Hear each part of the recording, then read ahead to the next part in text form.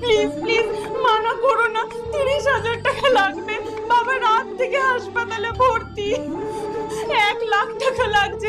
17,000 টাকা জোগাড় হয়ে গেছে, 30,000 টাকা কম পড়ছে, প্লিজ দিয়ে দাও। আরে 30,000 টাকা এক্ষুনি কোথায় পাবো? প্লিজ প্লিজ যেখান থেকে পারো জোগাড় করে দাও। বৌমা, টাকার থেকেও জরুরি তোমার ওখানে থাকা। টাকা তো তোমার দাদা ভাইরাও জোগাড় করে নিতে পারবে। 17,000 টাকা ওরাই জোগাড় করেছে মা, প্লিজ এবারের মতো দিয়ে দাও, আর কখনো চাইবো না। ঠিক আছে, 5,000 টাকা পাঠাচ্ছি, এর বেশি দিতে পারবো না, যাও। কিন্তু তুমি, আরে বললাম না, যাও যাও যাও যাও। দাদা টাকা জোগাড় হয়ে গেছে, আমি যাচ্ছি। কিন্তু সকালে তোকে ফোনে পাইনি বলে তোর শাশুড়িকে ফোন করেছিলাম, সব শুনে পুরো টাকাটা তখনই তোর শাশুড়ি পাঠিয়ে দিয়েছে।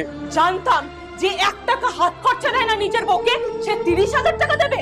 মনে রাখিস, টাকাই সব হয় না। আজ তোর মা অসুস্থ হলে কে সেবা করবে? তোরই বউ।